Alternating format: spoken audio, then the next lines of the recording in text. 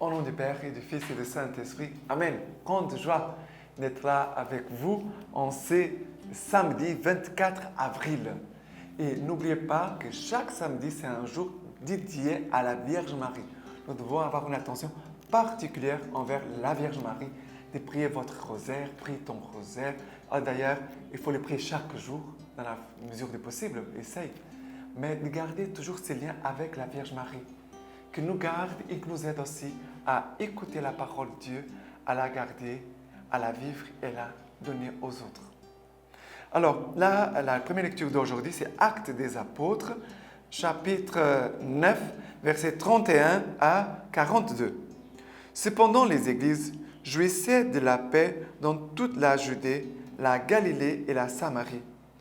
Elles s'édifiaient et vivaient dans la crainte du Seigneur, et elles étaient comblées de la consolation du Saint-Esprit. Pierre, qui passait partout, descendit également chez les saints qui habitaient Lydia. Il trouva un homme du nom d'Énée, qui gisait sur un grabat depuis 8 ans. C'était un paralytique. Pierre lui dit, « Énée, Jésus-Christ te guérit. Lève-toi et fais toi-même ton lit. » Et il se leva aussitôt. Tous les habitants de Lydda et de la plaine de Saron le virent et ils se convertirent au Seigneur. Il y avait à Joppe, parmi les disciples, une femme du nom de Tabitha, en grec Dorcas. Elle était riche de bonnes œuvres et des aumônes qu'elle faisait. Or, il suffit qu'elle tombât malade en ce jour-là et mourut. Après l'avoir lavée, on la déposa dans la chambre haute. Comme Lydda n'est pas loin de Joppe, les disciples, apprenant que Pierre s'y trouvait, lui dépêchèrent 2 hommes pour lui adresser cette prière. « Viens chez nous sans tarder. » Pierre partit tout de suite avec eux. Aussitôt arrivé, on les fit monter à la chambre haute, où toutes les veuves en pleurs s'empressèrent autour de lui montrant les tuniques et les manteaux qui faisaient Dorcas lorsqu'elle était avec elle. Pierre mit tout le monde dehors, puis, à genoux, pria. Se tournant ensuite vers le corps, il dit, « Tabitha, lève-toi. » Elle ouvrit les yeux et, voyant Pierre, se mit sur son séant. Lui donnant la main, Pierre la fit lever. Appelant alors les saints et les veuves, il leur présenta vivante. Tout Joppe sut la chose et beaucoup crurent au Seigneur. Alors, cette parole ici, elle est très belle. Regardez, ce sont des paroles de résurrection. Énée, qui était paralytique, Pierre va lui dire, Énée, Jésus-Christ te guérit. Lève-toi et fais toi-même ton lit. Lève-toi.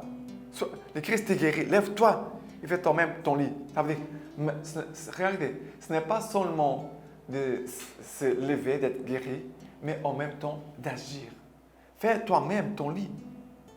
Ça veut dire que Jésus vivant va entrer dans notre vie pour nous relever de nos morts, nos découragements, nos tristesses, nos manques de volonté, de paresse, de lourdeur, tout ça, tout ce qui est un poids. Jésus vient dans notre vie pour dire « Lève-toi ». C'est une parole d'autorité. C'est une parole de foi, une parole d'autorité. Lève-toi. Et après, deuxième partie, et fais toi-même ton lit. Ça veut dire agis. Bouge-toi. Fais quelque chose. Ne sois pas inerte, sans rien faire. Parce qu'il y a souvent des gens qui sont là sans rien faire. Ne font rien. Ils voient la vie qui passe devant eux, ne font rien, ne bougent pas, ne participent pas, ne se donnent pas, ils n'aiment pas. Ils sont comme des morts. Comme la femme Tabitha Dorcas. Elle est morte. Elle était malade, après elle est décédée. Et Pierre, qu'est-ce qu'il dit? Pierre dit, Tabitha, lève-toi. La même chose qu'à Énée. Lève-toi, lève-toi, lève-toi. Et vraiment, nous avons besoin des chrétiens qui écoutent cette parole C'est pour nous tous, pour moi, c'est pour toi. Lève-toi, Père Jean, lève-toi.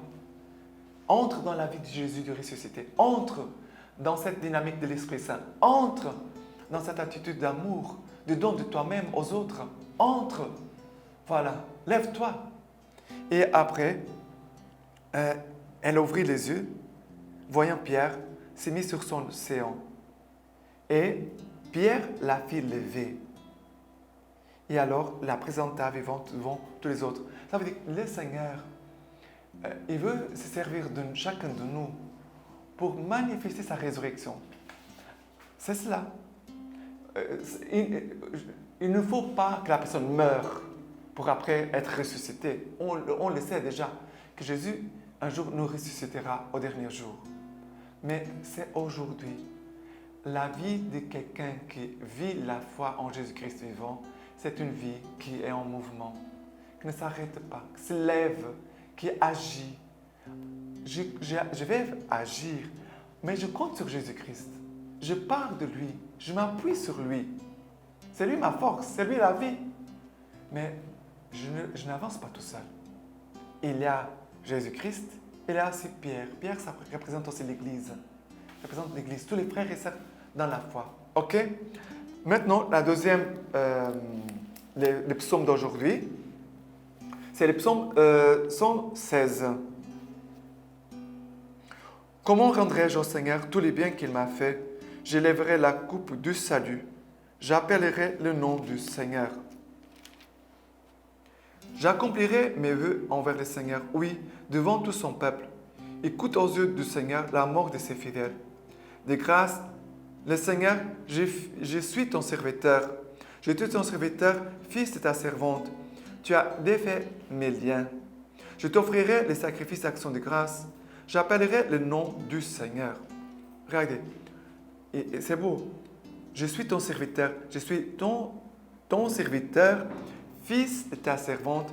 Tu as défait mes liens. Ça veut dire, le Seigneur m'a délivré pour me donner la vie, pour me donner cette force, cet dynamisme qui vient de l'écoute de sa parole. Regarde, la parole de Dieu ressuscite. C'est la parole de Dieu nous donne la vie. La parole de Dieu défait nos liens. Et regardez, le Seigneur, il vraiment a un grand amour envers nous.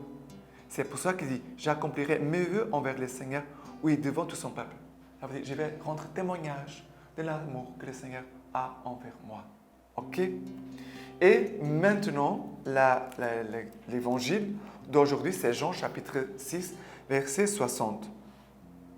Après l'avoir entendu, beaucoup de ses disciples dirent, « Elle est dure cette parole. Qui peut l'écouter ?» Mais sachant en lui-même que ses disciples murmuraient à ses propos, Jésus leur dit, « Cela vous scandalise? Et quand vous verrez les fils de l'homme monter là où il était auparavant, car c'est l'esprit qui vivifie. C'est l'esprit qui vivifie. La chair ne sert de rien. Les paroles que je vous ai dites sont esprit et elles sont vie. Mais il en est parmi vous qui ne croient pas. Je savais en effet dès le commencement qui étaient ceux qui les croyaient, qui ne les croyaient pas, et qui était celui qui le livrerait. Et il disait, voilà pourquoi je vous ai dit que nul ne peut venir à moi si cela ne lui est donné par le Père. Dès lors, beaucoup de ses disciples se retirèrent et ils n'allaient plus avec lui. Jésus dit alors aux 12, voulez-vous partir vous aussi? Simon-Pierre lui répondit, Seigneur, à qui irons-nous? Tu as les paroles de la vie éternelle. Nous croyons et nous avons reconnu que tu es le Saint de Dieu. Nous sommes presque à la fin déjà du chapitre 6. Qu'est-ce qui se passe? Après, Jésus a pris vraiment le temps pour parler du ministère eucharistique à tous ses disciples, à toutes ces personnes qui étaient là. Et qu'est-ce qui se passe? C'est le trésor, c'est notre trésor, c'est l'Eucharistie. Regardez, Jésus a laissé 2 trésors à notre Église. il y a plusieurs trésors, bien sûr. Les mérites des saints, la parole de Dieu, les sacrements. Mais il y a deux grands trésors que Jésus nous a confiés à nous, l'Église catholique. L'Eucharistie, il n'y a pas une autre Église qui a l'Eucharistie. Il n'y a pas. Le corps et le sang de Christ, c'est nous qui l'avons. Et aussi la Vierge Marie. Nous avons la Vierge Marie et l'Eucharistie. Et nous ne pouvons pas vivre sans les deux. OK?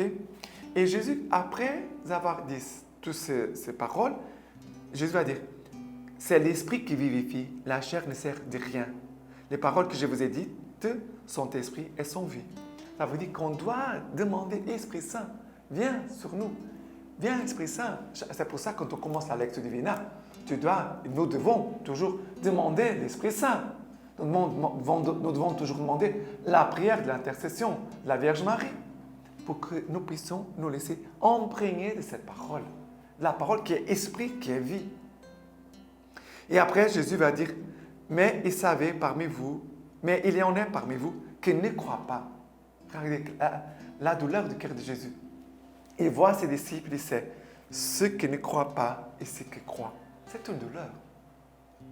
Mais pourquoi ils n'ont pas cru?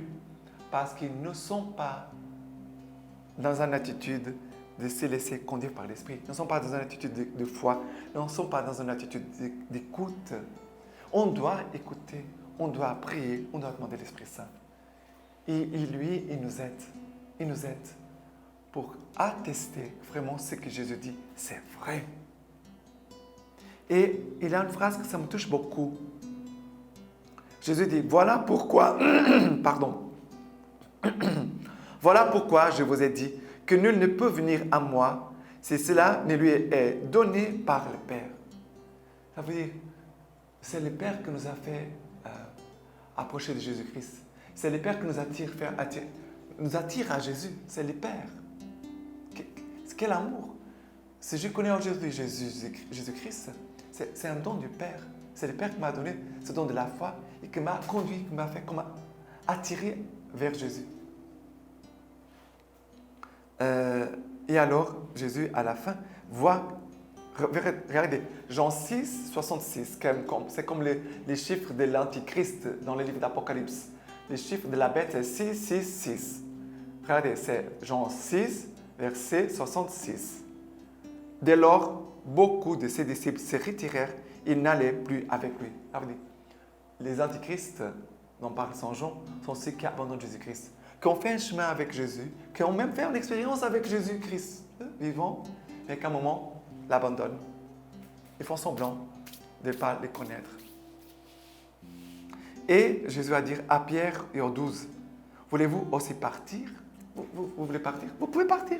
Allez, partez. Mais vous êtes libre. Et Pierre prend la voix, la parole, au nom des 12, et va dire, à qui irions-nous, Seigneur? Tu as les paroles de vie éternelle. Enfin, tu as les paroles de vie éternelle. Et cette phrase est très forte. Les paroles que nous recevons chaque jour sont des paroles de vie éternelle, qui veulent nous faire déjà entrer dans le mystère de la vie éternelle et qui veulent nous conduire, nous porter jusqu'à la vie éternelle.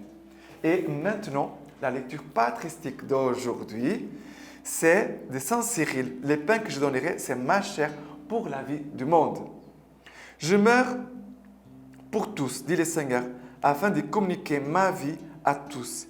Et j'ai fait de ma chair une rançon pour la chair de tous. Il a été crucifié pour tous et au profit de tous, afin que lui seul, étant mort pour tous, nous vivions tous en lui. Car il n'est pas possible que la mort les retienne en son pouvoir ou que la corruption triomphe de sa vie, comme cela aurait été naturel, et que le Christ ait offert sa chair pour la vie du monde. Apprenons-le par ses propres paroles. Père Saint, dit-il, gardez-les. Et encore, pour eux, je me consacre moi-même. Je me consacre, dit-il. Autrement dit, je m'offre comme une très pure victime d'agréable odeur. En effet, ce qui était consacré, ce qu'on appelait sacré au saint, selon la loi, c'est ce qui était apporté sur l'autel. Le Christ a donc donné son propre corps pour la vie de tous. et en retour, il a implanté sa vie en nous. De quelle manière? Je vais essayer de le dire. Lorsque ce Verbe de Dieu qui donne la vie est habité dans la chair, il l'a rétabli dans les biens qu'il avait en propre, c'est-à-dire dans la vie. Et puisque lui était totalement uni d'une manière inexprimable, il l'a rendu vivifiante comme lui-même est vivifiant par nature. C'est pourquoi le corps du Christ communique la vie à ceux qui sont unis. Il chasse la mort qui se trouve chez les mortels et il éloigne la corruption, car il contient en lui-même les verbes qui anéantissent la corruption. Et maintenant, je vous laisse la bénédiction par le nom toute pure de la Vierge Marie. Que Dieu Tout-Puissant vous bénisse, vous garde, le Père, le Fils et le Saint-Esprit. Amen.